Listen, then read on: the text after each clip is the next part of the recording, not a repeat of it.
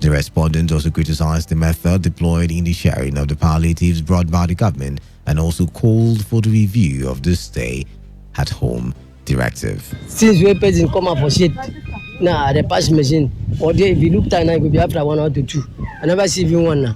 Because as a day, so man, they suffer to chop with picking that problem. From the that one, I know because from the market, you don't say before. Market from this time, where from the way the country day, it's hard for this idea because nothing they move. Now sufferness. Me I be a market woman, I know they go market again. Ask anybody. Now sufferness where would they suffer now? Since I did that, I know they go market, I know they chop belly food. Nothing will let me see my hand. Tina, nothing will let me market, I no go. I be all dealer. I now you what they say. Go my house or you don't fool. Nothing what I say. We go market by purchase come back. Nothing. It to say me I dey go school. I for don't announce for radio because government is not do us well. Now sufferness we dey. But me I know to go school. Now blocking what they speak. Anything with them bring, na man no man. You need a straight. Suppose everybody that one Nigeria we dey. Not everybody from here. Anything with them bring, we say you know engaging. Suppose be for that, but they need to do that in the streets. The Director General of the Nigeria Center for Disease Control and CDC, Chikoye Ekwezu, said there is a possibility every state in Nigeria will have its share of the COVID-19 pandemic. The NCDC board said this in a live television program monitored from Port Harcourt. Ekwezu stressed that the Nigerian government was making efforts to curb the further spread of the virus, as he said it has been a tough task. But the second goal was to enable the public health response to build up its effort. And that's really what we're focused on the last 2 weeks and what we will work very hard on in the next 10 days to make sure that we finalize. So that this whole chain that I described in the beginning can work seamlessly. So this is just to let everyone know that we are not anticipating that in the next 10 days we will get to zero. We are anticipating that we will have a public health response that can work while slowly people start going about their small businesses.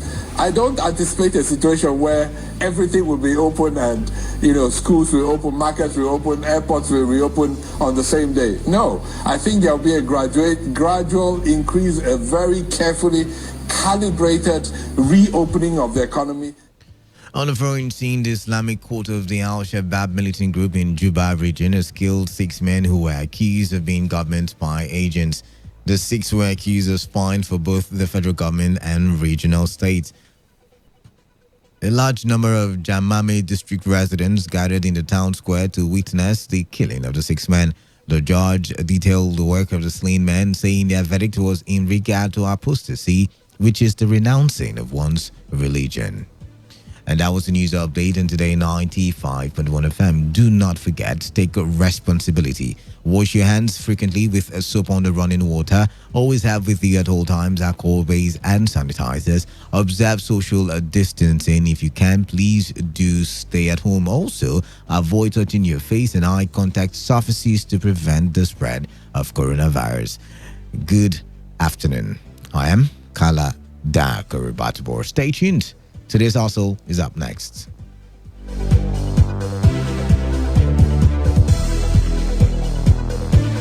Today's news, today's entertainment, today's sports, today's issues. Today on Today 95.1 FM, Port Harcourt. Talk radio. I listen to a lot of talk radio. 95.1 FM. Talk radio. I listen to a lot of talk radio. 95.1 FM.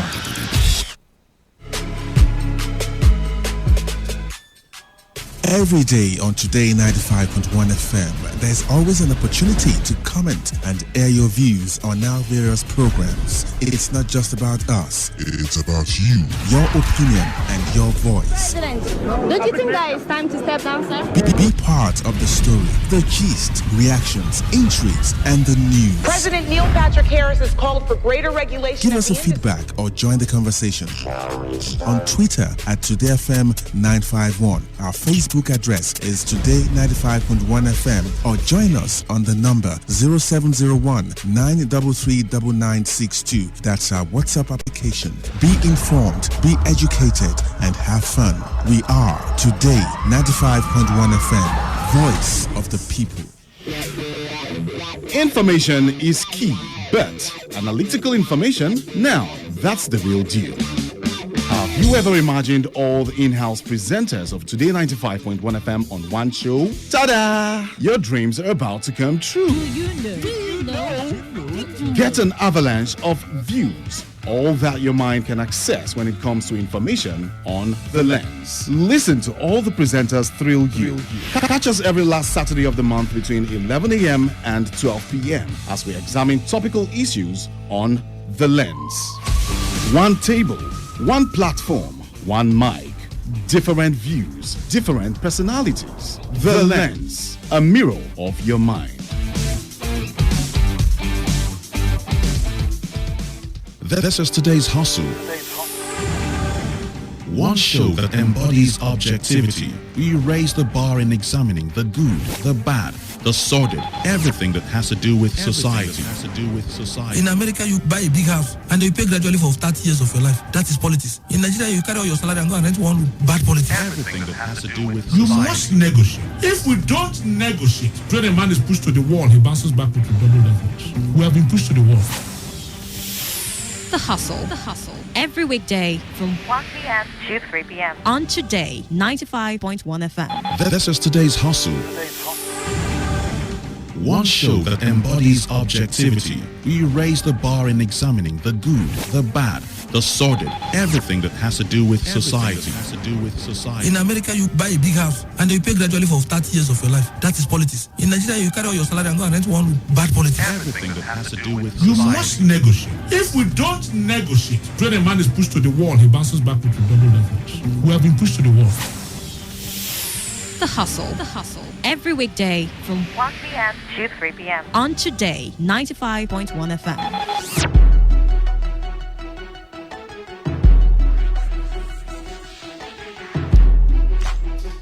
All right, good afternoon to you. A wonderful afternoon it is. And it is, of course, the 16th day of April in the year 2020.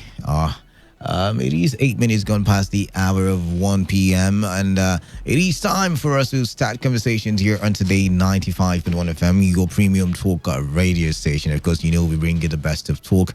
And of course, we also are the voice of the people because we allow you the platform to air your views on issues that we review. And, it's usually the back and the forth that is interesting about the show because you talk and sometimes I counter or we counter because we usually three in the studio and we counter and we argue and we talk for the development. And remember everybody's opinion does count. Everybody, no matter how silly you think it is, as long as it is constructive, as long as it is not assassinating anybody's character or abusing anybody, then it is welcome. Yesterday was fun. We talked business on the first half, and then the second half we focused on another interesting conversation, and we did have fun talking in the studio. But right about now, first of all, I'm going to do the introductions. I'm Kalada, your man or the man of the people, and with me in the studio is Wealth Wilson and Bolu Ajayi. Good afternoon to everyone now, yeah? Good afternoon, Kalada. All right, so we're going to quickly delve into trending issues because that is what the first half of the show is all about, trending issues. And I'd like us to kickstart from where we stopped yesterday. We talked about yesterday how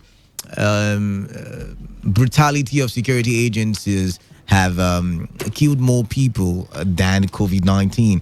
And then in the middle of the night, I'm going through the newspaper and I see something that catches my attention, that 2 more people died as a result of police brutality. Where is it? In Anambra State. And CDC kills another person in, I can't remember the state now. I think Abia. I can't remember the state now. But the point is, more people are dying. and one more person died as a result of COVID-19, right? More people are dying, and one would wonder, what is happening? Why can't we have our police, our NCDCs, our did I say what do you call it? NS? What's it called again now? The Civil Defense Corps, NSCDC. Yeah. Why can't we have these security agencies act in the best? In the how do they put it again now? Is it the international best practice? Why can't we see them act in such a manner? Why do we see? I mean, we just talked about it yesterday. As of yesterday, it was 18. Now, if you add all of it now, it's about 21, 22. And trust me, more might still be on the way. Why can't we have this symbiotic relationship between the people and the security agencies? Because now it is worrisome. It is really worrisome. And yesterday we talked about decentralizing the police, and everybody said, no, that wouldn't work. That wouldn't work. But then again, what would work? What would work? I mean, I'm looking at it from that angle, and I'm wondering what would work, because it is scary we saw the videos 2 weeks ago where military men were coming out, and they were so very bold to say, what, we'll rape all the women in this village. We will do all of that. And nothing is being done. Really, it is a scary thing for me. And if you let me, I would rant and rant and rant all through the show. But then again, we will not be dwelling there because we talked about it already yesterday. But we'll start from one trend that is making waves on Twitter. I don't know if you guys have seen the Brittle magazine stuff where the deputy editor did resign because the editor-in-chief decided to censor his report on what's her name now, Erifai's wife. Now remember the comment she made in defense of her son, when he made that statement on Twitter that he was going to rape the person he was having an argument. He was going to gang rape the mother of that person. And he made a report, and he was censored, and he was sacked as well. And a lot of people on Twitter, and they're asking why would the editor-in-chief in the first place try to censor a material? I mean, it was factual. She actually said what she said, right? And it was only merely reporting what she said and saying, that she could have done better by actually putting the son in order. I mean, every other person has called the son to order. So why was she, the mother, not calling the son to order? And, he was sacked for doing that. And I'm wondering, first of all, let's get your take on that one. What do you think about the fact that he was sacked for reporting the real truth? Well, it's that we see this happen in Nigeria over time, where you'd see people want to bow down to other people that they see as probably godfathers, or they see as people that could be instrumental to their business or whatever. But it's quite appalling, all right, that we don't really have freedom of we don't exactly have freedom of information here in Nigeria. We do have to be the law. We have the law, yeah. But in the actual sense, journalists are forced to say what politicians want them to say, what politicians want in the open space. Several times we've had journalists harassed by certain boys loyal to politicians, certain people, or you have a case where the boss of a media house or a newspaper knows a politician, or is affiliated to some politician, and then goes ahead to tell their staff not to say bad stuff about the politician. So really, do we have freedom of information here? It's quite sad to still see this happen in Nigeria. Now, I'm looking at it from the angle where it seems as if whether government at the central level or government at the state level or even the local government level, they are somewhat immune to criticism. They don't like to be criticized. I mean, I remember last week it was when a commissioner did something somewhere in the north. I can't remember the place now. A commissioner did something to some woman, one lady who posted stuff about the commissioner on Facebook, and she was beaten mercilessly. I think she was even born somewhere. I mean, she had marks on Facebook. I can't remember. I mean, she showed the pictures online, and I can't remember how it happened. But it seems as if that politicians are beginning to not entertain criticism. And if we cannot criticize them, then how can we call these politicians to order? For instance, there have been rumors that the materials being shared are being shared, according to political bias. So if that is the case and we cannot criticize them, then what is the future for Nigerians? I mean, if you look at it from that angle as well, what is the future for Nigerians?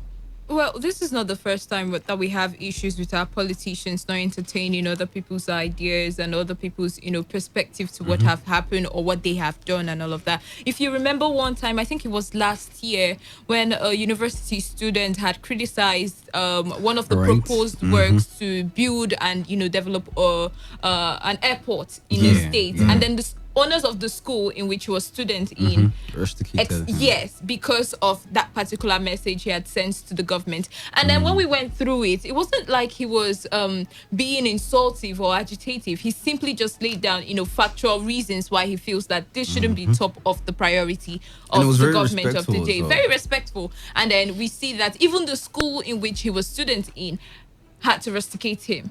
And then I'm wondering, if this is how it works, then it means that everywhere, all round, information has been stifled, whether we like it or not. It's just, for the sake of democracy, they allow us to know that, okay, there's freedom of information and all of that. But in the real sense, we don't have to. You don't have the liberty to express yourself. Yes, you don't have the liberty to express yourself towards a particular action of any politician at all. Because if it's not the politician who is reacting, it will be somebody who is loyal One of to his him. cronies, Yes. right? So I'm guessing that it's just pretty much for the sake of democracy. We hear that it's in the Constitution. We even have instances where people presenters were talking on air and people would call in to threaten probably boys of the politician or cronies of the politicians. And so you can imagine how it would be in the higher sphere where a politician has so much influence on probably the boss of that presenter or that writer or that editor, and then you have the powers to sack and just make render the person jobless. It is something we have to deal with together as a society, honestly, because as a leader, you should be happy when people criticize you, and have something constructively, to say. because you should sit down, look at yourself. I mean, you should even be your biggest critic, first of all. The truth is, constructive criticism is one of the biggest anticipation of any good leader at any level at all. Me. Honestly, in a situation where you don't get criticism, it simply means that somebody is shutting up someone. And in this case, she was in all angles, she was wrong. How can you support your son for saying that it was all this fear in love and war? Your son said he was going to gang rape somebody's mother on social how media. Serious is that particular? And you yourself are a mother. The first lady of the states. It's appalling. All right, now let's move on conversations now. I'm looking at this report now. You remember when we talked about the BVN and as a mode of distributing palliatives to Nigerians, the Jagaban has jumped in on the conversation, and the Jagaban is saying, you know what, use the BVN to cushion the harsh effects of the restriction orders due to COVID-19 in Nigeria.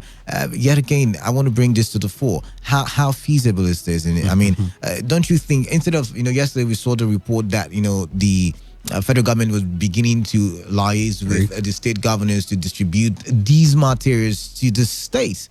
And, at first it looked like, a good option or a good, movement from the federal government.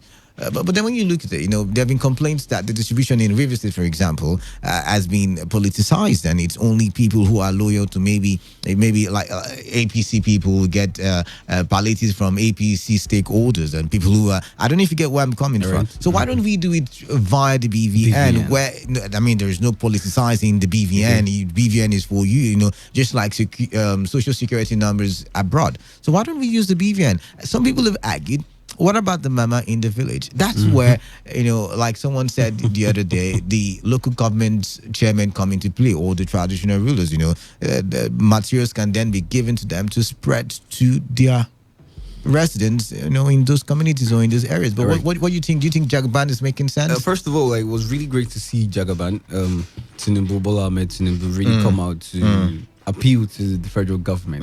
They're in the same party, and he mentioned some statements, like, for instance, he said, if Nigerians go hungry, history wouldn't be kind to the APC. And it's nice to see people go above party lines to really talk about issues that we have on ground. That's number one. Number two, I personally also do believe that the BVN is the best way the federal government can disseminate palliatives and avoid corruption. The best. All right. You understand? And minimize corruption to its barest minimum. You know, like it's like it's the best way, and it's digital. It's fast. Yeah, it's faster. Yeah, no, I mean, yeah. no stress, no wahala. Remember when you pointed out the video that I mentioned was in Abuja, where they were actually that was a palliative sent to that community, and it was stolen, it was looted, and you can imagine if they had sent these as funds to people, everybody would have gone to various available markets and bought whatever they needed, and there would not have been all of that brouhaha, all of that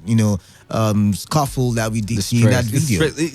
Honestly, the manner in which we're sharing the palliative seems to me like somebody somewhere is trying to siphon some money from how we're sharing it. It's not, if not money, then material stuff, food or something. Somebody somewhere is gaining from all of this. If not, I think would be with the use way. of the BVN, we would be able to reach at least half of the population in Nigeria, and then the other half we may need to now go straight to the rural areas and see how we can reach out to people who did not benefit from them. Now we already have the data from the banks on the initials of people that had already received via the BVN. So we know the people we're going to look out for now using the local government council chairman and some of these people pay taxes. Informal sectors, they pay. Everybody, Obiako, for instance, goes, they know the number of people who are they could collect taxes every month, so they could use that data and actually distribute. Because if we keep on sharing food and noodles and we'll keep on hearing several appalling reports that people are getting 2 packs of noodles and 2 cups of rice. It's very, very sad. I mean, 1,000 naira. Like I said, I want to believe the River State government have not started sharing or giving out palliatives. I want to believe. But let's quickly move over to another conversation. Now, this is we traveling all the way to Cross River State, where the governor, Ben Ayade, said that what the state needs is not palliatives for the people, but employment. And he's hereby ordering 8,000 young people in Cross River to be employed. How feasible is it? Urging them. As in he's ordering his government now to like employ the people in charge of whatever sector, whatever, I don't know the sector, it wasn't specified. But 8,000 youths had to be employed in Cross River State. Looking at the global economy, looking at Nigeria's economy. I mean, we talked about the forecast yesterday. Our economy is supposed to decline at 2.4%. Looking at that, how feasible is it to employ 8,000? I mean, you're going to be paying 8,000 more people 30,000 naira. The truth of the matter is that I feel like this is a very good idea, because in the first place, the monies that would have been used to procure the palliatives, the foodstuff, relief materials, will be used into paying these people. And then we can see exactly where the monies are going to, other than using monies to, get foodstuff that in the end of the day would probably not even get to the common man who needs it. I mean, imagine people calling you and telling you that they got 1 pack of 15 naira noodles. I mean, that doesn't make any sense, right? But wealth. I mean, it's a noble idea, nobody's arguing, but I want you to put that nobility alongside the fact that the economy is groaning right now. It's crying out. That's why I said the money that he would have used, to get this relief funds will be used for the now.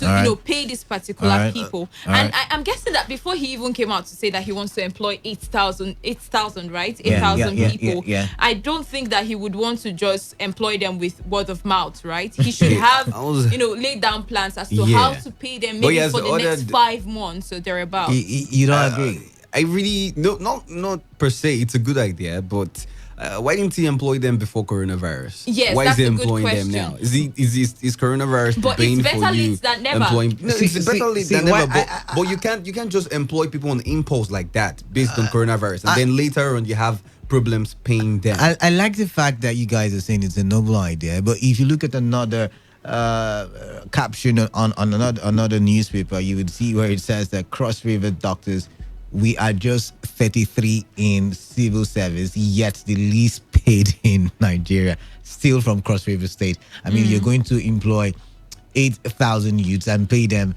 a minimum wage, which is, if I should do my calculation, 30,000 by 8,000. that's some cool millions now. Is it up to 24 million? 240 Oh, 200, something around that, something around that range. And yet you're not paying your 33 doctors in a time like this where, there is the fight against COVID-19. The truth is, even Cross River State is not the only state grappling with paying their medical personnel in this period, right? Yeah. So we can't even just label them black or red right now. But I feel that if you go back in history of Cross River State, you would know that majority of the youth in that state, a lot of them have picked up gangsterism as the nearest best thing for them, and so as survival, but right? Don't you? So I feel that if you take them away from this life now, I mean, it doesn't double the fact that you have to grapple with insecurity afterwards, which means you have at least 8,000 youths who would have been worse than what you can imagine. But working. I mean, like I said, I don't have a problem with the idea. I'm just having a problem with the timing. The timing. Exactly. And this is a time where, I mean, we're focusing on COVID-19, right? I mean, it's scary that we're just focusing on one side of the society, but COVID-19 has the ability to wipe everybody in Nigeria if we just, look at what's happening in America. If we get that, if we wear that like a lackadaisical attitude, then we might all just be lying somewhere in some hospital. And remember, we don't even have the right infrastructure facility for health. So I mean, everybody's focusing on your 33 doctors that you have not been able to cater for, and you're talking about employing 8,000. Like I said, it's about 24 million. Exactly or even the point. million. Exactly the point. Why didn't they employ these people before coronavirus? I mean, like Walt was talking about people in the States who have turned to gangsterism. I mean, this has been happening even before we had coronavirus. The governor should have thought of that at the time and employed people, because this seems to me like impulse. It seems to me like he just wants to do something, and it could backfire if care is not taken, because at the end of the day you have to pay those people. That's a lot of money. But then again, wealth might be right. The issue with impulse is that every state and everybody on the federal level right now is working based on impulse. That is the funniest thing now. But now the truth. I mean, the lockdown, the palliatives, the sending of foodstuff, and all of these. But the truth with wealth idea is that see now is employ these people. All right, Cross River State is not in total lockdown. I don't even, you remember when everybody will wear masks and just go and about. And the public servants were to resume work. Yeah, everybody. So that might just make Cross River State exceptional in this economic crisis that we find ourselves, because if they are able to, remember we talked about alternative measures other than the lockdown yesterday. So if they were able to go about their daily businesses and still observe social distance, for instance, or wear facial mask, or have all of those, it means the state will be able to still generate revenue. Thank you very much. To pay and then they would still have relief funds coming from the federal government and maybe well-meaning individuals in the state. All of this put together, I remember Wealth sort of money. I remember Wealth said yesterday again that Cross River is doing rice meals, something of that nature. They have the rice meal. Yeah. So what are we talking about? But the point is this: you want to employ these people. Let's be factual here. This is Nigeria. He has ordered his ministries to employ people. When do you think the employment will come out?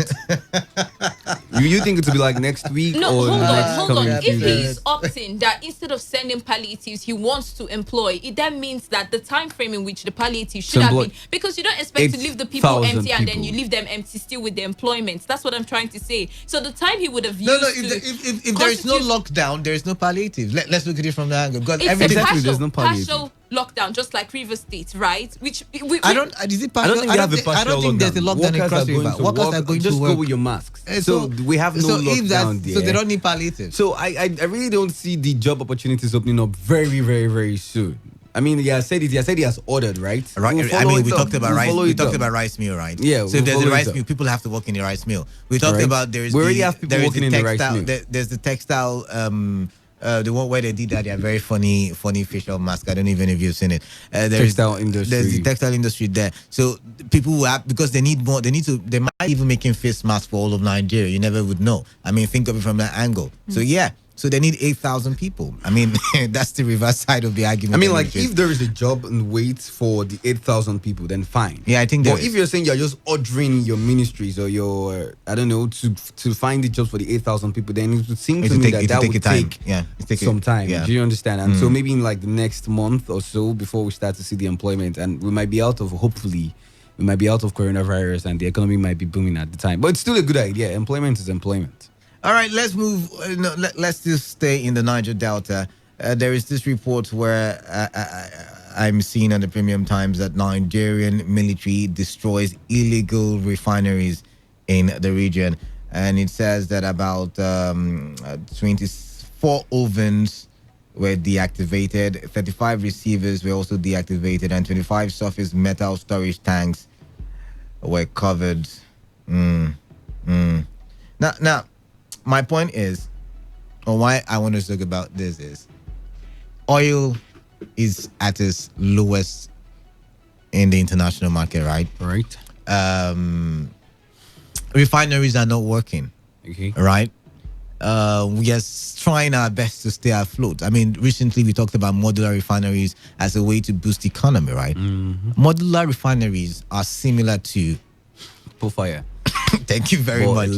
But legal, yeah. But legal, so rather. Why don't we have now, when you catch these people, like we see in American movies, when you catch the criminal and the criminal is so good, you give him reorientation. But you also have to realize that some of their products, some of the kerosene, and we are going there. That they make, we are getting there. We are getting there. It's because endanger the lives. It's because they do not use the legal. Not like they don't have it. Not like they don't have it. They do not use the legal. You know how we like to cut corners in Nigeria, yeah. Okay. So now the point is, when you catch a criminal, like I said, in other countries, in other crimes, yeah, what they do is, if this criminal is so good, for example, maybe he acts into the FBI system, and the FBI system is supposed to be top notch, right? The FBI will bring this guy and say, "Guy, how did you do it?" And then before you know, this guy is under the payroll of the government. Why? In such hard times, in such difficult times where we are grasping for air, that Nigerian government is not working in tandem or liaising with these fire boys. Why destroy? I mean, imagine the availability of, number one, petrol in the country without having to import. Imagine the availability of gas. That would mean that we would have improved power supply. Imagine the availability of kerosene for the people in the villages to ease the stay at home. I mean, I'm not saying coal fire is good, because a lot of people have died as a result of it, but we can, if government and these boys are working together, then you would certainly believe that there will be an improvement in the end product and the quality of what they're producing. Okay, I've been thinking the past few days, and Nigeria is a country, right, that rehabilitates Boko Haram members. So why can't we rehabilitate these people? That catches terrorists, full-blown terrorists, and rehabilitates them. And sends them abroad. Some of them abroad, teaches them and all that. So the fire boys, I mean, this is something that is quite complicated to do, and they do it. Sometimes they don't get the required quality, sometimes it could go wrong, but at least they do these things. You need that skill set. I mean, because by the time you keep on destroying, you're destroying Nigerians' property at the end of the day. You're destroying sources of revenue. Yeah. Whenever soldiers go and then they destroy these fire places, they're destroying billions upon billions. And then polluting the environment. You're polluting the environment at the same time. I'm not saying fire is good, but the same way we are rehabilitating Boko Haram members who are killing people, I feel like we could rehabilitate these guys and pump them into the economy. See, the truth is, it's a crime. Don't get me wrong. The truth of the matter is that we've always had a government that wants to look outside. We don't understand. We don't believe in our productivity here. I mean, take for instance textile. When the government has said that they were going to start production of paramilitary uniforms, and they got the Turkish industry to come down to Nigeria to help us out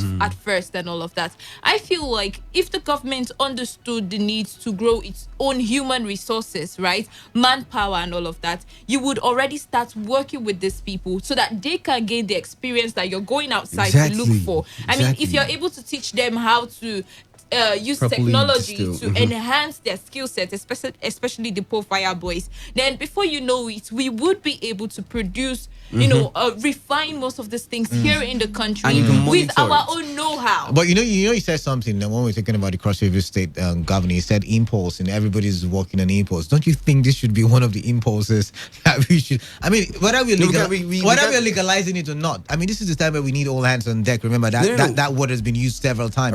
All hands on deck. even the Fire boys should be on deck. I mean, imagine the money we're using to import petrol from the abroad. We are using it for some other thing.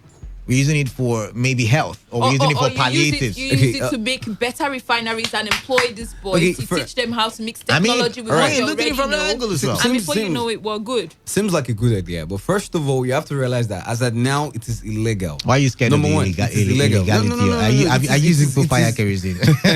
It is illegal, number one. All Number right. two, for the government for the transitioning into it being a legal business, some sort of modular refinery, training these guys. It would take it would take a lot of time. We can't do this within this period of coronavirus. What we can but do, you know that this particular issue has been with us for a long time. It has been with us for a long time. So we pretty much should have looked into it as an opportunity to take advantage of. I did a little bit of organic chemistry, and I have a little bit knowledge of mixing and chemicals and all of that. Now I do understand that the difference between what is, this is my belief, by the way, the difference between the end product of what is got at the coal fire and what is got at the refinery, it's different. It's just a minor difference, because they don't really actualize that. Maybe it's a matter of the amount of heat used, or the amount of it just leads to difference, and that can be calibrated, that can be corrected, like I said, with the right it will take a lot of time. Supervision. No. They already have those seeds. They already have those. But they can't keep on using those ovens in the bush. Do you understand? They can't for now. What I'm saying for now. When we want to start to legalize this, and when we want to start to turn them into modular refineries, it will take a very long process. I agree with you. Train them. They can't keep on using. But my point ovens is, in the bush. right now, because that is causing some sort of pollution. I agree. You're not getting me. You're not getting me. People. Right now, what we talked about we was don't have money. Impulse. We talked about impulse right now. So instead of using right now, we can decide to say, okay, stay in the bush. That's not impulse enough. That's not impulse enough. It will take a long time. Impulse is something that happens instantaneously. Do you understand? It's impulse, but this will take a long while. All right, let's round up conversations now, because we're almost out of time for conversation, so we can open the phone lines. This one says that Buhari should ban foreign medical trips for 1 year. This is coming from... For 1 year? Yeah, this is coming from EDA. That is the human for everybody, or environmental... for just public office holders? For politicians. For politicians or public office holders. Politicians, all of them, yeah. For 1 year is too small. And said the only time that they are allowed to travel for medical tourism is if they have been referred from a doctor, a Nigerian doctor. That's the loophole. There's always a loophole. But my point is, what do you make of this? I mean, if you're referring somebody abroad, you have to prove that Nigeria cannot, solve that medical issue. I've always felt like if I was going to say politicians, but let's just say public office holders could use, and I'm talking about every product and in every manner, Nigerian made things. Then they would learn to make Nigerian things better than the way we have them. But now. do we have paracetamol even at the Aso Villa Hospital that you're talking about made in Nigerian products? We make exactly the point. See, what I'm trying to say is this. What I'm trying to say is, if we have public office holders, their children attend public schools, from primary school down to tertiary school, and then they even work at public institutions. Make it compulsory. Make it compulsory that they use Nigerian hospitals. Make it compulsory that everything they use, the cars they drive, are made in Nigeria cars. The clothes they wear are clothes made in Nigeria. The whatever it is they want to do. But do you know that in the first instance, it's a shame that we have to make it compulsory? I mean, are they not supposed to make use of the things that they provide? Yeah, it's a shame. Yeah, it's a shame, actually. But I feel like it's to help us. I was reading this news yesterday, and we had the first doctor die of coronavirus yesterday. We want to talk about the hazard allowance. And a young guy. He was a young man, and he died of coronavirus yesterday. He died from contracting the virus from a patient. These are the people who are at the forefront. These are the people who should have hazard allowance of millions and billions. But their hazard allowance is 5,000, and the Minister of Health doesn't even know. So someone argued that he actually did know, but he didn't want to confirm it because he's like, guy, this money is small, man. I just felt like at the time he felt bad because he was put in the spot, and then he had to realize that maybe this is actually really small for people who are risking so much for us. It was embarrassing. I felt embarrassed. And they asked him, they asked him, how much is your is your allowance for being a part of the presidential task force, and he dabbled, he went left, he went right. He said, we don't really know these things right now. We are in the middle of a war. It is after the COVID-19 that we would now know what our allowances are. And I'm like, oh my, okay, tell me something that I've not heard before. but that's, by the way. For me, I think stopping these men from going abroad like COVID-19 has done. As open. The SGF came out and said, I did not know that was that. And I'd already tried Boss to. Mustafa. Yeah, I already tried to deny that he made such a statement. But it's opened their eyes to the fact that if the president gets sick right now, if he goes to America, there will be no preferential treatment for him because America is grappling with the virus itself. If he goes to the UK. Okay. The UK had their prime minister. For crying out loud, the UK is also grappling. In intensive care. Yeah, the UK is also grappling with the virus. So where is he going to go that is going to get the preferential attention that he needs? So like COVID-19 has done, it's opened our eyes. So if we have a law like that, we seem to forget that if you have enough money, you would be able to get that attention elsewhere. That's the bottom line. Elsewhere where? When you say elsewhere where? Get my point. If after the lockdown, and you're telling me that other countries will not attend to them because they have a lot to handle, and you have the money to, buy some other patients and all of that, they would attend to you. No, but that's not what I'm saying. The truth of the matter is, this doesn't even stop them if we want to look at it honestly. Wait. But if they have been able to learn one or two things in this period, it will be that instead of spending all that money, not learned anything outside the country, you can actually use it inside the country. Develop the healthcare system, develop a lot of things just for the good of not just people but yourself. I don't think we've learned anything. If not, by now would have put up structures, hospitals and all. But wealth. I'm not saying this is me. I'm not saying that. I'm just saying just like COVID-19 has stopped them from traveling abroad. If we have a law like this, where they are not able and they have to stay in the country. I was only giving the example of COVID-19 and I'm saying that if they travel outside now, nobody is going to attend to them. So if we have a law that stops them from going outside, it then means that these people will be stuck in Nigeria. And if they are stuck in Nigeria, it means that they will be stuck with the poor health facility that we have in the country. But what do I know? It's time for us to open the phone lines. 18 minutes left on the clock. You can have your say on the issues that have been raised on the show. Wealth Wilson, Bolu Ajayi, and the man of the people, Kalada, in the studio. Yes, the trio on radio in the studio. All right. 0817-000-0951 and 0810-951-0951. Text messages to the number 0701-933-9962. 95.1 FM. Hello. Good afternoon, the man of the people. Yeah, good afternoon to you. What's your name and where are you calling from? I am Sele West. Sele West, welcome. All right, welcome, Sele West. I just want to emphasize on that bullfire. I know. Sele West, I know. You see that bullfire is better than the fuel they import. All right, that's entirely your opinion because a lot of people said it's. The problem of that bullfire is the storage. Okay. The same barge they used to convey it. In December, they used to convey fuel, kerosene, diesel. Oh, okay. So that is the problem. All right. But when you look at those fuel they refine in that fire, all right, it does not burn like this one they import. The one they import is lighter. All right. And when you put it in a car, it burns so fast that the so West, how would you know? Are you a fire man?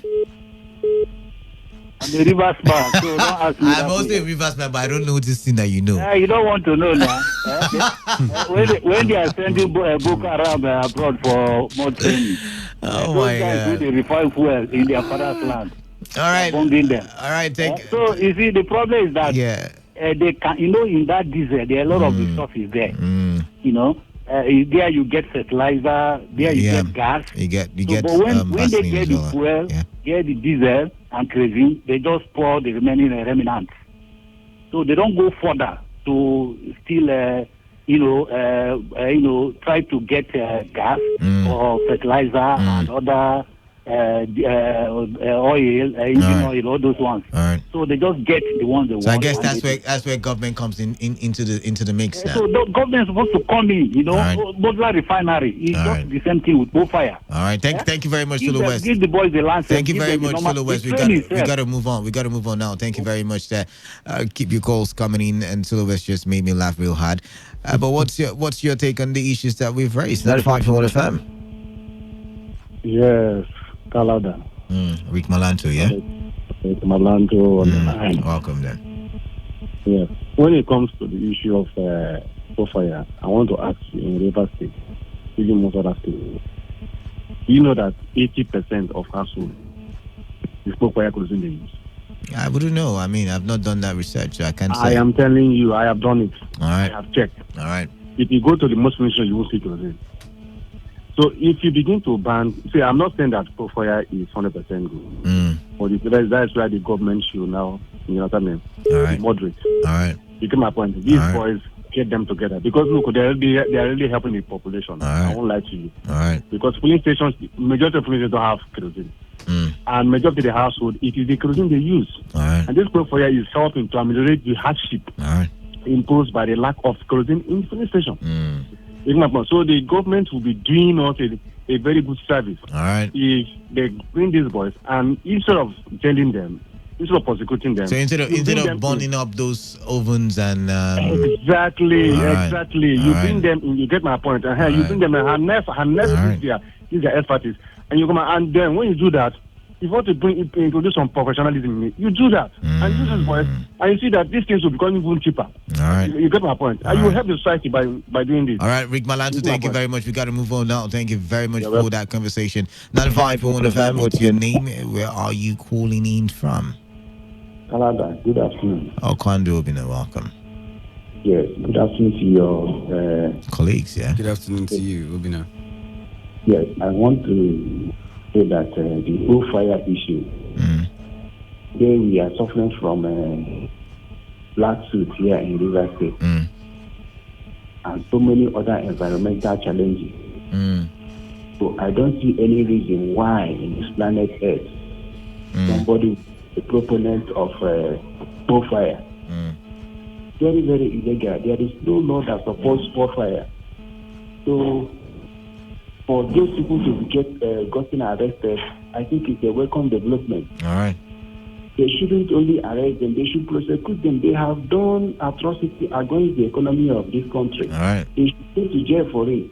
Nobody should eulogize or glorify bushfire. I read chemical engineering from the University of Port. All right. And I cannot tell you that fuel gotten from bushfire is better than that one. But can you argue, since you are a graduate of the chemical engineering department, can you argue for or against bushfire? Can you give us a professional argument? That's what I'm asking. My brother, for before they manufacture in bushfire, so it's not even good to the engine. No, when you say it's not good, give me professional reasons why. Why? What chemical is used? Why is it not good? Can I get professional answers from you? I want to let you know that before you extract fuel from the crude oil, there are so many processes that you have to go through, and these processes are not being observed, and that they are. And so you don't think that if government then becomes involved, that all of those processes will be followed? Don't you think? It's not a matter of thinking; they don't follow it. I agree with you, but I'm saying if government gets to be involved, and then that will mean that those processes will be followed. That's what I'm saying.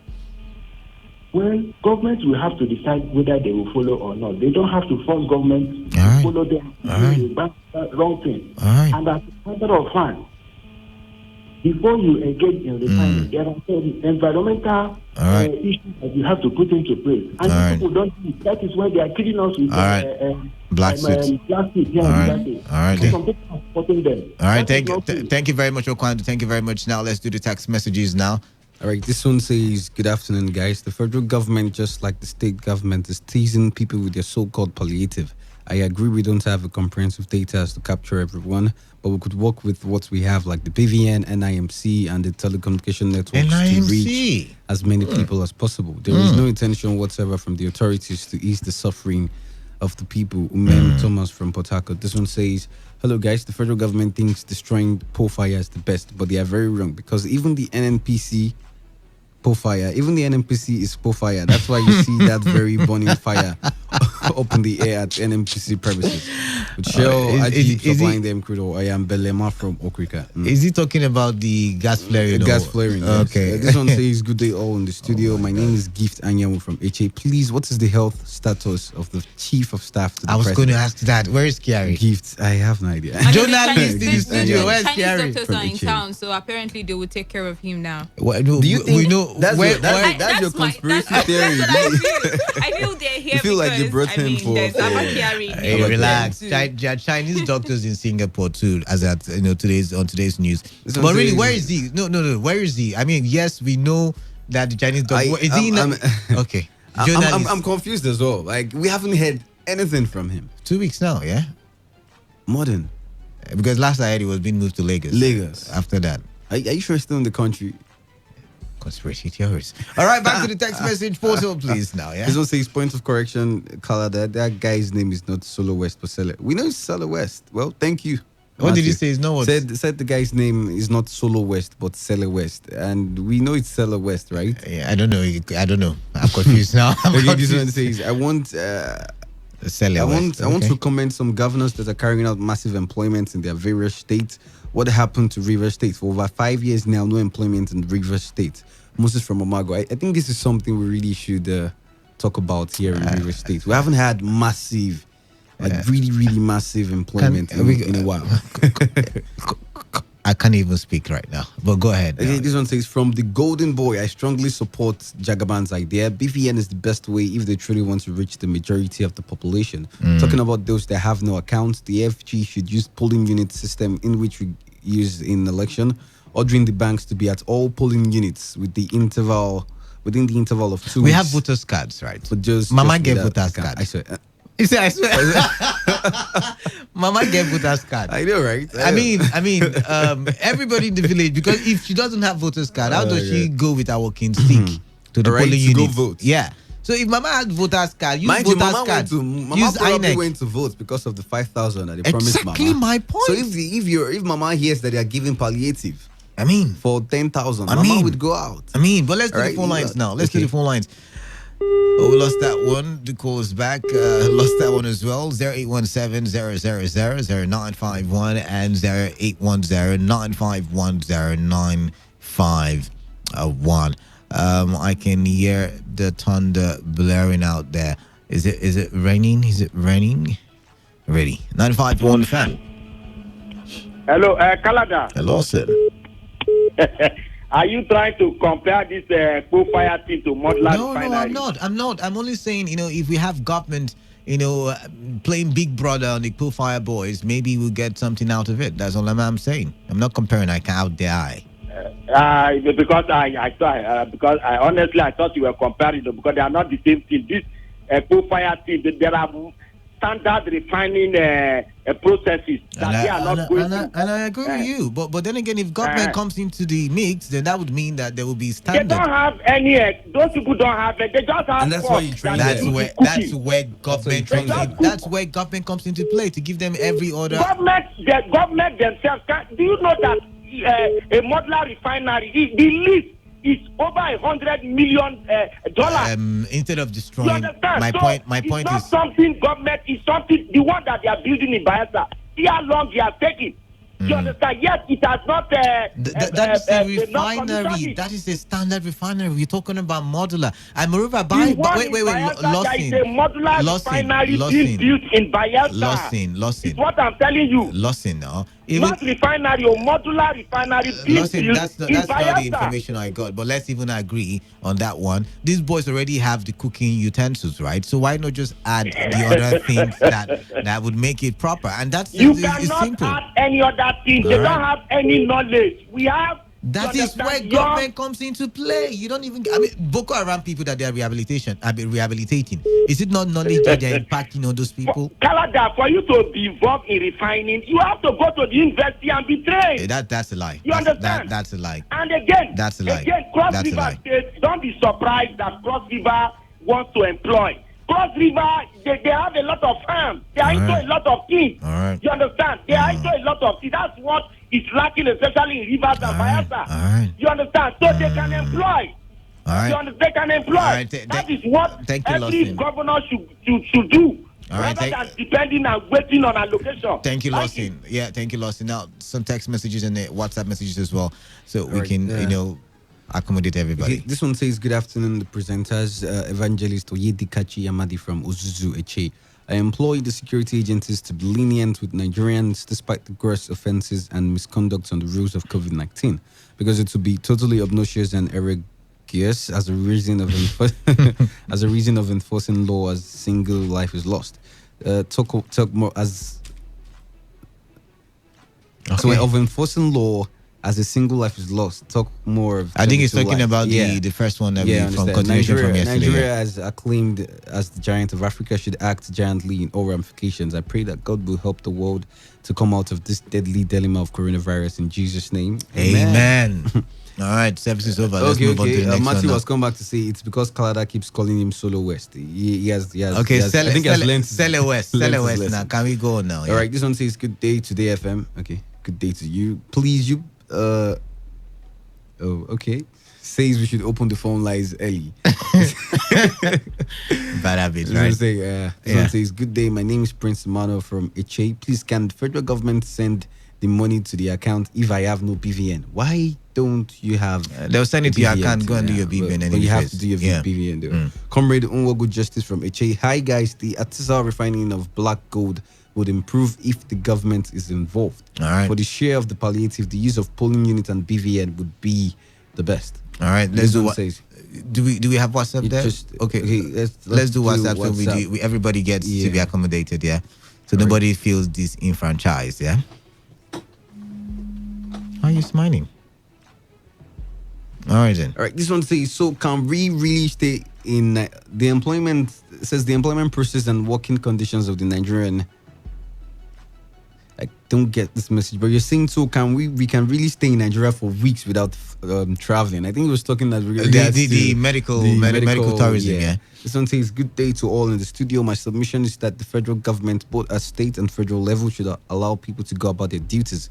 We don't need their palliatives. The major duty is to put medical checks in place and increase the enlightenment amongst citizens." All right. Let's do this call now. Yeah, 95.1 FM. Hello. Yes. Hello. Good afternoon. Yeah, good afternoon to you. I start with the water refinery. What's your name? Truth is better. Yeah, Truth is better. Welcome. Yeah. Yeah, can you hear me? I'm trying to. Yeah, go ahead. Okay. In respect of the modern refinery, federal government are representing Boko Haram that have been killed. If somebody push a bill to send them abroad for doing. My question is, can you remember when the vice president came to River State that modern refinery will be brought to River State to improve the fire? Somebody said they don't have they have no technical know-how. I put it to you. I've come across them. You know the problem? That when they do this in halfway is because of the military men, those they didn't settle. That if they allow them to refine it normally, they do it halfway before the arrival of this agent that are working in collaboration with them. That's why you see that the thing they call it proof. If you allow them to do it normally, give them time, my dear, but what they remain is few things to fire smoke that the neutralize somewhere else, where the smoke, this of them that are going on, how they can pipe it. But if you say that they have, like my telling you, it's an engineer, let me tell you, I was at the airport when Nigeria aircraft, Kaslam, they call it. Do you know all the whole white men that came to one airline, all of them were with one team, one shirt. At the end of the day, can you hear me? That aircraft, can you hear me? Go ahead. You're almost out of time. I don't want to talk so you can finish quickly. At the end of the day, when they finish with the aircraft, our Nigerian engineers were coming with the shoot, like one man that called it, one of the All right, thank you very much. You've got to go for the news update. Thank you very much. Truth is better. Thank you very much. But that's how we wrap the first half of today's household on Today 95.1 FM. It's been Wealth Wilson, Buluajayi, and the man of the people, Kalada. All right, stay tuned. News update at 2, and after that, we'll talk some more. Don't go anywhere, please. Thank you for listening.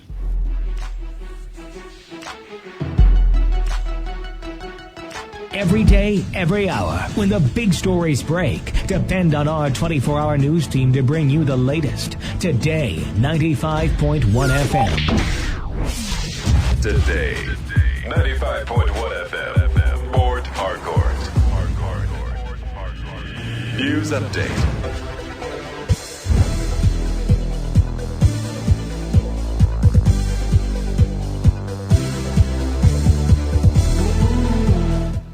Good afternoon, and here is the news update on Today 95.1 FM. I am Wealth Wilson.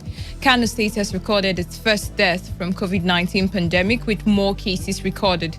The state's Ministry of Health revealed this in a tweet very early this morning, as he said a total of 21 cases have been confirmed in the state. Meanwhile, a medical doctor, James King, and others who had contacted COVID-19 index case in Kano State have tested negative for the virus. King, on his Facebook page, revealed that the patient withheld information about his travel history and COVID-19 test, adding that the index case had attended several public events.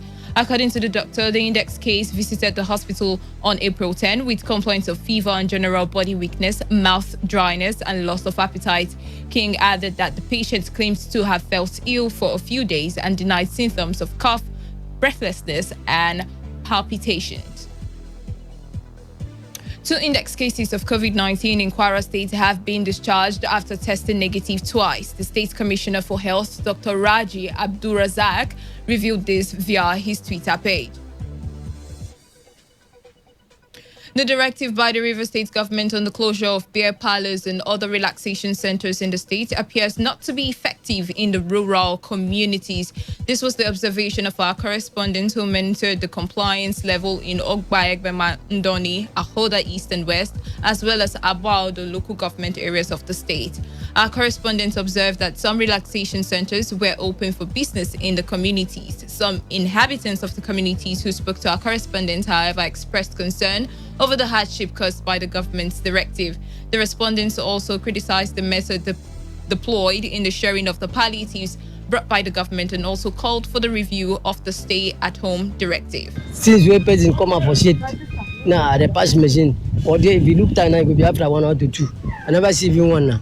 Because as a day, so man, they suffer to chop with picking that problem. From the that one, I know because from the market, you don't say before. Market from this time, where from the way the country day, it's hard for this idea because nothing they move it. Na sufferness. Me I be a market woman, I no dey go market again. Ask anybody. Na sufferness where we dey suffer now. See as I did dirty. I no dey go market, I no dey chop belle full. Nothing will reach me, see my hand. Till now, nothing will reach me, market I no go. I be a dealer. I dey now you what they say. Go my house or you don't fool. Nothing what I say. We go market and purchase come back. Nothing. It to say me I dey go school. I for don't announce for radio because government is not do us well. Now sufferness we dey. But me I not to go school. Now blocking what they speak. Anything with them bring, na man no man. You need a straight. Suppose everybody that one Nigeria will do. Not everybody from here. Anything with them bring, we say you know engaging. Suppose be for that, but they don't do that in the streets.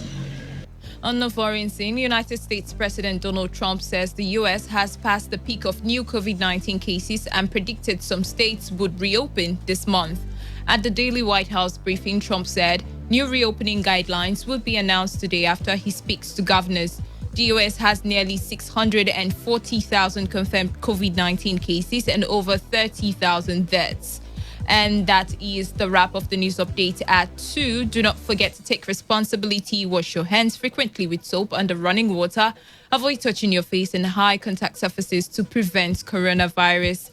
Good afternoon once again. I am Wealth Wilson. Just stay with us as today's hustle continues.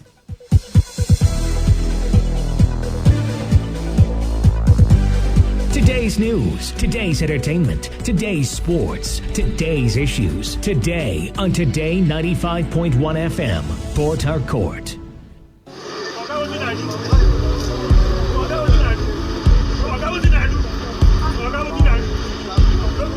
I am a proud Nigerian. I have been placed here by God for a time such as this. At my back, I ain't coming.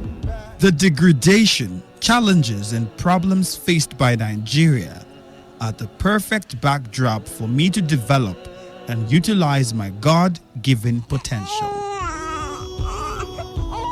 I will not complain. I will not criticize. Rather, I will use my skills, gifts, relationships, and experience to find long-lasting and revolutionary solutions to the many challenges confronting Nigeria.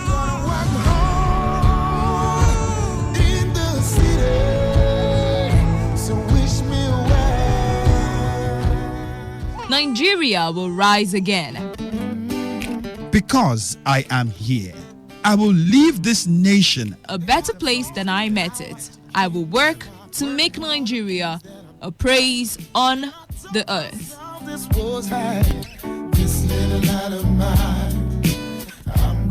I will work to make Nigeria a praise on the earth. So help me God. Let me tell you how I got this far. This message is brought to you by Today 95.1 FM, Voice of the People. This is today's hustle. One show that embodies objectivity. We raise the bar in examining the good, the bad, the sordid, everything that has to do with society. In America, you buy a big house and you pay gradually for 30 years of your life. That is politics. In Nigeria, you carry out your salary and go and rent one room. Bad politics. Everything that has to do with You society. must negotiate. If we don't negotiate, when a man is pushed to the wall, he bounces back with double efforts. We have been pushed to the wall. The Hustle. Every weekday from 1 p.m. to 3 p.m. on Today 95.1 FM. All right, the trio is back in the studio, and it's time for us to talk some more. Remember to take responsibility. Always wash your hands regularly with soap.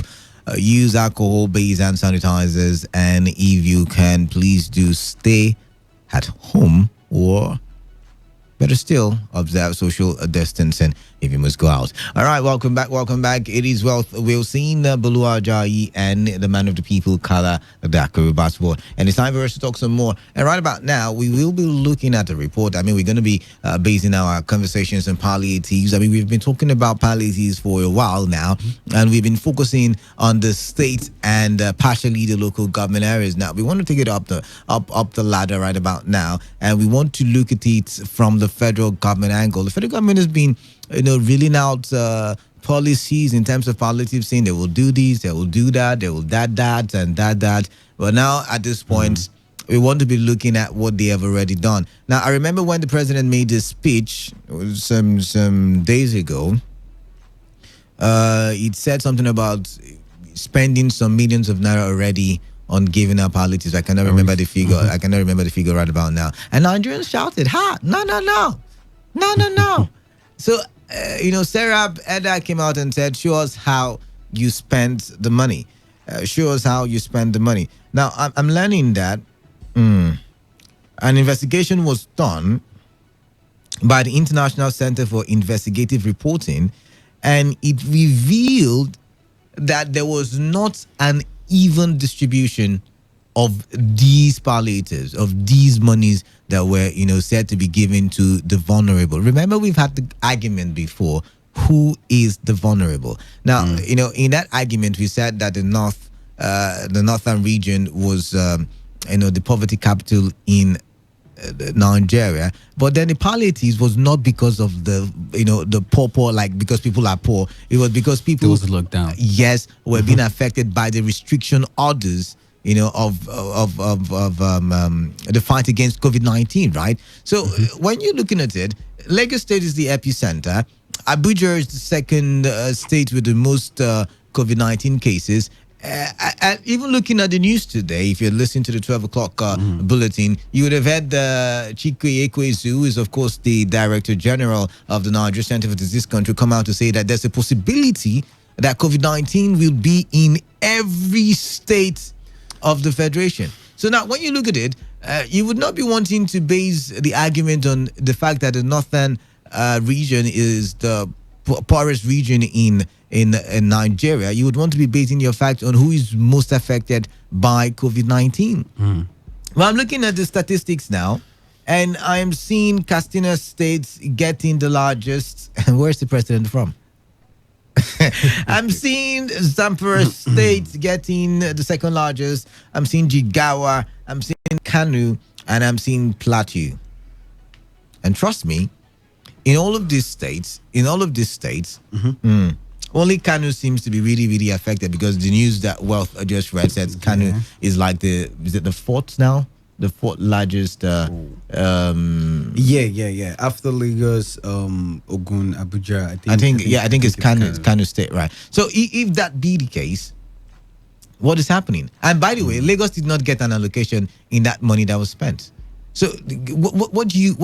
I mean, when the governor of Rivers State was shouting, give us our own, I feel like I don't know. We all call the politics. But now it's looking like there's something he knew that we did not know, because he probably knew that these monies were going to these other states, and he did not get to Rivers State. If you're talking politics, Lagos State is an APC state. But true. Yes, it's an APC state, and it has been hit most by the virus. Yeah. I would expect that if any palliatives at all would come from the federal government, it should go first to Lagos State, then to Abuja, Ogun other State. places, Ogun State, Yeah. Abuja, and other places where we have vulnerable people, and where we have a total lockdown. Because mind you, we don't have a total lockdown in the north. Yeah. They said they were not going to lockdown. Yeah. So the fact that they don't have a lockdown means they have at least an economy. They have people still have their jobs. People are still going out for their daily activities. So things are going. Money is circulating. Do you understand? People are not just at home. So they don't exactly need the palliatives now. Like right about now, okay, or let me put it this way, they don't need it as much as those in Lagos State. The figures you mentioned, each state, is it like they got same amount or No. varying They amount? got varying amount. Like I said, Katsina State got the largest, followed by Zamfara State. Zamfara State, and followed by Plateau State before you get to Kano State. I mean, like the palliative is for what? Because of the coronavirus, because of the lockdown. So why? Or I don't understand why they should be getting varying amounts. No. She has a valid amount. She Why? She has a valid point. Population, how affected they are. How populated is Zamfara State as compared to Kano State? Kano State is the second largest. I mean, yeah, I understand. I'm not trying to say. The indices so that they used to share this one. She killed the argument. I'm just trying to tell you guys why we would have several varying amounts of palliatives for the different states. But population is not one of your reasons. Yeah, population should be the reason. Because she just No, what I'm saying is this: the fact that Zamfara State or Katsina State is getting more than other states that should have, it's wrong.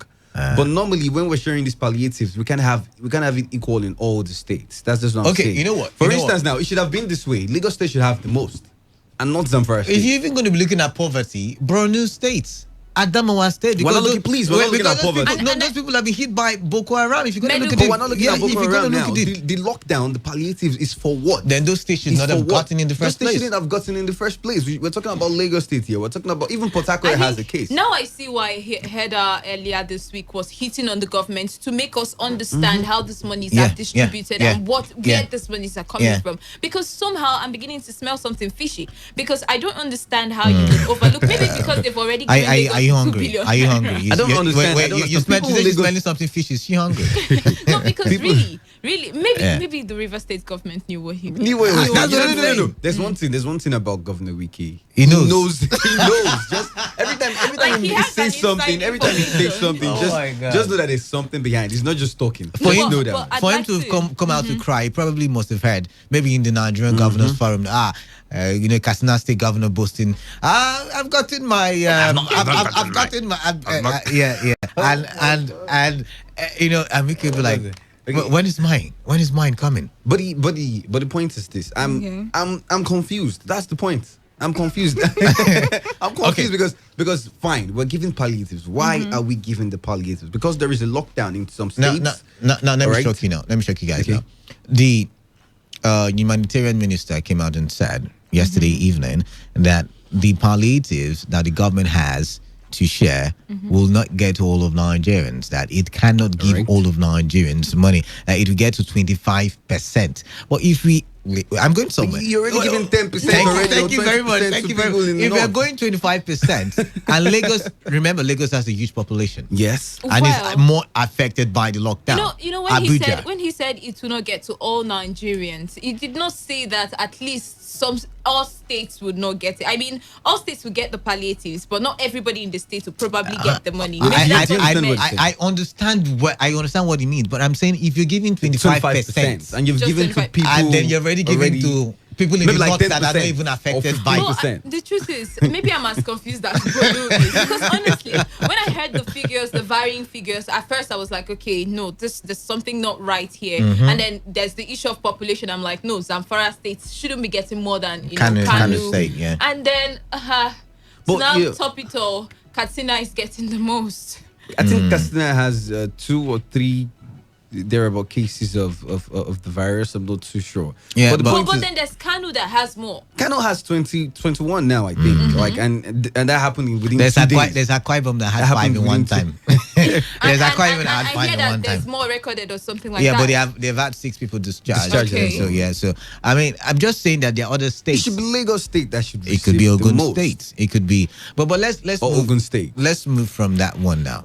Let's talk about the fact that 25%, right, given to Nigerians, and you're supposed to evenly distribute it. Already, Wealth had brought out the argument of why is somebody getting more, right? You're supposed to evenly. Was it going to? The federal government say it was going to evenly distribute. But that's what it's supposed to be, because I will cry out. No, it shouldn't be that way. I would beg to differ. You know what? Let's go back to the argument. Let's go back to the argument. Lagos, it shouldn't be evenly. Wait, let's go back. Let's go back to the argument. Who are the vulnerable people? Now we're talking about lockdown, right? Who are the vulnerable people? No, it's not the look. I'm trying to think of it from maybe your angle, right? Okay. If the federal government is not going to evenly distribute the funds, it should be because maybe certain states have more money saved up, or have more internally generated revenue that can keep them that could be a factor. And also, but we have to find out though. We have to be sure that the ones who are getting more, that could be a factor. You have to picture in, you have to factor in population as well. The government cannot distribute evenly. If we're putting in population, then I am telling you that there's something wrong with the distribution. Fine, I'm not saying nothing is wrong with the distribution. Something is definitely wrong. I don't understand Katsina and how should we take this conversation up the notch? Do you think this is tribalism in play? I don't want to go there. No. Let's play this. Let's play this. A lot of reactions. I really don't. And this is not the perfect time for that. See. Now they will change the whole topic of discourse. I promise you. I want to go there because I'm looking at this and I'm wondering. I mean, we all are confused in the studio. We've talked about population. We say no, it can't be population. We've looked at poverty. Say poverty should not be a yardstick now because we're not giving out palliatives because of poverty. We're giving out because of the fact that there was a lockdown and people are suffering from the lockdown, right? So that is also not a yardstick. We're looking at what did I yardstick recall now? We're looking at. Could it be a political party? I mean, this state Lagos might. State is an APC but they have been given 10 billion Ogun naira. State Remember, is an APC they have been state. given 10 billion naira. Remember, someone can argue in that path. They've been given 10 billion naira. Or your state is an PDP. PDP state. Or your state should have gotten palliatives. My point is, I mean, think of it from the angle as well. It's 25% of the palliatives is all the government can produce, and the north is not on lockdown. What if government has said, okay, instead of giving those people those millions of naira, why don't we buy, because remember the north is the food basin of the country, so why don't we buy food from these people, since they are not on lockdown, and then their economy is going on, and then the rest of those people in lockdown get to. You see why I was one of those people that said I expected more from the just giving speech of the president. I think this is what he would have also addressed in that speech, so that we understand what is the federal government doing. How are we distributing these things? I mean, because we don't want to create unwarranted tension right now, right? We don't need tension right now. We don't need tension. That's what I'm saying. We don't want that tension There's tension now. already because Bolu's Kingsmen are out there and they're shouting. I say, this is inequality, and of course our brothers in the east are also screaming out. It's just the south that has not yet. I mean, Wiki has come out to say we don't need their money, so So maybe that is why we are not. I mean, he has given 2 billion. I mean, he's. But 2 billion. But what are the people saying they received? They're saying yeah, no, they yes, received. I didn't know hearing that. Sure? Don't worry, we will find out. We'll bring the commissioner of information on the show, hopefully, and we'll find out. But then let's assume that we've not started sharing. So the South side are not complaining. I mean, the South they have oil money, so they're handling their own well. They have oil money. But the Easterners are complaining. The Westerners are complaining. How do you think the federal government should go about handling this issue? Because maybe they've made the first mistake in the first tranche of distribution, but now there would be a second one. How should we then say, okay, you know what, let's neglect the northern people. After all, poverty has been with them even before COVID-19. Let's neglect them and focus on the places where there's a lockdown. Delta State, Lagos State, Ogun State, or your state, Akwa Ibom State, Cross River, no, Kano State. Should we be having that and say, okay, these are the places where COVID-19. Okay, Abuja is the capital. The government can take care of that one. It's where they stay. Politicians are all around that area. But these other states, how can we? I feel like in the first place, we should have started with the states that were most affected by the lockdown. It's only logical that we start with the states that are most affected. People in Lagos State have lost their jobs. People don't have what to eat. I mean, we have incidences of robbery in Lagos State and Ogun State. Even in Port Harcourt, somebody stole phone on my streets yesterday. Right, yes. Oh, okay. All right. So all I'm saying is these are the states that have been most affected. These are the states that we have people complain the most. So why are you going to Zamfara in the first place? I'll be surprised if this second batch of palliative doesn't get to Lagos State. I'll be infuriated, not surprised. Oh, you're joining your kinsmen. Well, honestly, I do feel that we should get further elucidation as to how they want to distribute these funds. Because honestly, we don't want a situation where one state feels cheated and the other feels like they have the upper hand from the federal government and all of that. That's not what we're looking for now. And if the government is saying that they're giving out these funds to states that already had issue of poverty, which would be northern states, then at least we should know too, right? Exactly. And then we should know that, okay, Katsina is one of the number one poorest state, that's why it's getting more. Zamfara is number 2, that's why it's getting next to it, and all of that. So that we know how to follow. Why accountability Katsina? And transparency is what we're asking for. It's not too much. Why Katsina in the first place? I wanted to do tribalism. You said no. Why Katsina? See, I'm gonna go there. I'm not scared. See, now the truth is, for a long time, even the Senate, the National Assembly, had complained one time when the president made certain appointment and said, "Oh, these guys are just. I mean, it's not evenly distributed. It does not show federal character. Now, federal character is in our constitution, right?" And they complained and yet nothing was done, and that was under Bukola Saraki. Even the current National Assembly leadership complained about the fact that there was no even distribution of appointees, right? And that has been an argument for so long a time, and that is why so many people, when they call in, they'll say, the government of this day is nepotic in nature, right? But now you're looking at the palliative sharing, and it's looking as if it is taking the same, towing the same path as the appointment of, people to head certain parastatals and certain agencies. Nepotism. Katsina is top 133 million plus. And I'm asking, where is the coronavirus, or what is the coronavirus status? And to think that we're only trying to make sure that the 25% that the government wants to give should at least be enough for every state. I am vulnerable. Everybody. I mean, see my welfare package. Because I think like why we really need to know the indices and why the government needs to come out to elaborate is for people to know, so that people don't just go about like complaining and shouting and there's no too much outcry and all of that. The information is very key. Let's know, okay, how many percent have you given to Katsina State? Because we might look at this now and say, maybe he has given 20%, and we don't know. The government is too big to tell us why and why. Yeah, exactly, and give us the reasons. So we should call. We should call for another broadcast from the president. It doesn't have to be a broadcast.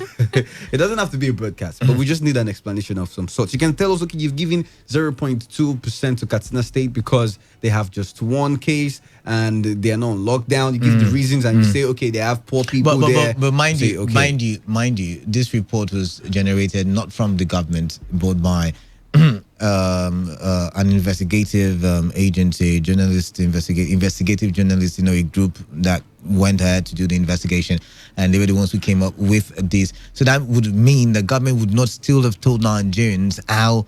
And it pains me because I feel like I was wrong when I argued with Wealth some days back when she was saying that Serap, remember when we talked about Serap saying following the money, and I was like, Serap should calm down. This is not the time. All hands must be on deck to ensure that there is the fight against COVID-19. And I feel like now I want to join the chorus and say, guy, you need to follow the money, and not just federal level, the state government. We need to follow the money because contributions are coming in, right? Contributions are coming in. So how are they spending? And why is it that all of these monies are going? Tax paying is general. It's everybody pays tax. So why is it only a particular state that will enjoy benefits, when emergency situations are like this? The government has to be accountable. I can't underestimate. The government has to be very, very accountable. Because look at it. You can tell me, okay, you spent 3, 4, 5 billion to get palliatives, and at the end of the day, you're giving people two cups of rice, giving people. I'm not talking about River State. I'm talking about generally. That is why I think I would ask questions. I think I should go with the Jagaban. This money should be sent to BVN so we can trace them. They should send through BVNs exactly. and NIM. We have local government areas, voters registration and voters card rather. That shouldn't be so hard. To me, the way we're going about this palliative, giving out palliatives to people, seems to me like somebody somewhere wants to siphon money. It's as simple as that. When we are cutting corners, when people start taking the harder routes, no, let's share it to the communities. No, let's carry out the old money and share it to the communities. Then you hear a truck was ambushed and they stole 100 million bags of rice. Meanwhile, maybe it was just 100. Fire is beginning to gut very important officers. Fine. CAC bonds yesterday. Then you hear some youths went to local government and stole rice. Where did the youths get the information from? Different things. We are not. This is Nigeria. We have developed a way of forming conspiracy theories. Every time we hear a news, so you're saying the government should come and to stop the flow of fake news and conspiracy theories. What I'm saying right now is what the government should have done in the first place as a transparent government is to pass through the very easy route which would get to almost everybody, which would have been the BVN. Because what's the essence of the BVN at the end of the day? If when we need it at times like this, to stop corruption, we are not using it to stop corruption. Exactly the point. We want to stop corruption because we have corruption. When you say you want to share rights to local government, there will be corruption. Sorry, guys, I need to find out where Abba Kyari is from. Don't you think that it would be much better if the government comes out to say that all of this monies we want to share and distribute to people, we'll put it into subsidizing foodstuffs so that they become very cheap for everybody, so that we know that the money is going to farmers buying their products and making sure that the price is easy, so that nobody comes out to tell you that my local government is giving me quarter toba of yam. That is what I said earlier. I said the North governors came together and said we're not going to lock down, right? And they said they're not going to lock. They're going to allow economy because that it was going to be very devastating for them if they locked down the region. Now I'm saying instead of government giving them that money, go to the farmers. Double up production in cultivation of farm produce and make sure that the prices are as cheap as possible, so that the average Nigerian can easily access it.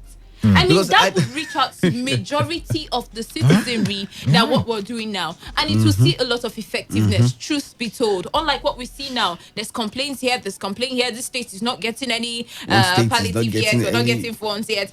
This state is getting more funds than my state. Maybe we don't need all that. And see, you remember, let's be factual. The politics before COVID-19 was that there was marginalization. Right. I don't know. The argument was that certain states were benefiting more than others. So why from the federal government? From the distribution of allocations and funds and all. So why told the same path inside? Because the truth is, if there is unrest, so to say, because some states in Delta State there are people protesting the palliatives. Women. So if we begin to see people protesting, then that would mean that first of all, the reason why there was the need for the palliative is defeated, because everybody was on lockdown. There was supposedly physical distancing or social distancing. All of that will be defeated, and that because everybody wants to protest. I just imagine Choba boys coming out and say, we no go agree, we no go agree. Choba is protesting, Alakaya is protesting, Rumekin is protesting, Uzoba is protesting. River State, for example, will be a mess. Delta State will be a mess. Akwa Ibom will be a mess. So it's time for government to think these through and be organized and just retrace their steps. I mean, we can't. Honestly, some states are not even supposed to get before others. If there are some states getting before others, it should be the worst states. I mean, that's my take. But we'll go for a quick break. When we return, we will open the phone lines and get your say on what we have said.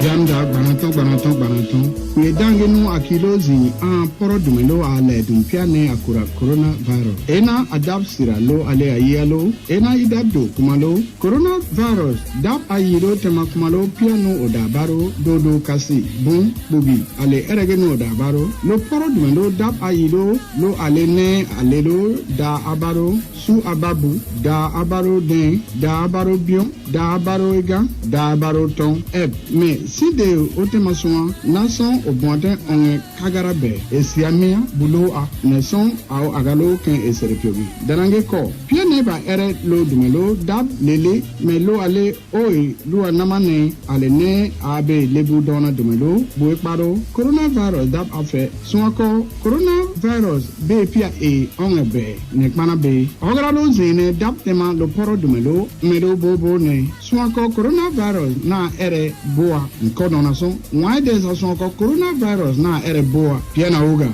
doken ile do anya idap why de samuako ere lo dumelo le anelo esu no beke no aba a de ne so lo ba alere donanu odabdo na emoko oton alo ne ere lo poro dumelo ale ne loye adume moko o subabu logo ne o a logo ne o walo le odab ton nage me bari ekbega ido no we ma agbene bomba kure Port Harcourt City with Rosie COVID-19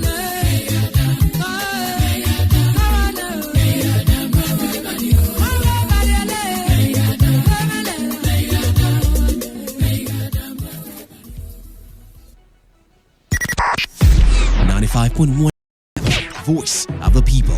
And we're back. All right, we're back. We're back. I don't know why they're laughing, but we're back. All right, this is the time where we're going to be opening our phone lines and we're going to be hearing from you. We're going to have your say on what we've talked about, what we've actually raised on this afternoon. All right. 0817-000-0951 and 0810. Let's still buying up all of the produce so that farmers can go back to the farm with large, large money and I mean, this is the time where we need to see that money work for agriculture. They have to share them in form of palliatives. No. See what's going to happen. What's going to happen. The federal government puts in this monies and doubles productivity from the farmers right? Okay. Now you're paying them for their work. And now you're going to make sure that whatever association is in charge of the farmers association or price regulating association or whatever would make sure that the prices here will be subsidized, and that is where the money is coming. Now remember, the markets are closed in regions that have been worst hit by COVID-19. So if we go by what Wealth is proposing, that would mean that the government will now have the responsibility, the onus of making makeshift markets, and in that way still meet social. I mean, remember when we opened Rumokoro Market? I mean, markets in River State. Look at how crowded the places were. I mean, it was mad, man, and it defeated all the. So she's asking around. Do you think? Let's know which you feel is more effective. Okay, let me start with the WhatsApp portal. We have a message from the USA, and he's trying to tell us. That's why you're laughing, right? He says here in the US, the money is paid through IRS because they have information of the citizens. And then we asked him, does it get to the foreigners as well? And said, no, only if you're a taxpayer because the IRS is in charge of collecting tax. And then he adds that he's watching us live on YouTube. Thank you very much. This one says, good afternoon. If we have a government that knows their jobs, I think we should be discussing all this by now. Since they shut down our jobs and market, my account is about to get to zero, and I'm angry and nothing from them just to Easy eat. does it. Don't be Bromo, angry. Bromo from Port Harcourt. I'm very sorry, Bromo. Like everybody, my account account is is almost red. on zero. My account is red. I just got relief funds, man. I just got relief funds. Okay. The man from USA adds that is from Maryland, USA. Okay, all right. Now down to our text message portals. This one says, "Good day, amiable presenters. I am Chibuke Ibere from Ozoba. In my own perception concerning the distribution of palliatives, it should be based on even distribution rather than population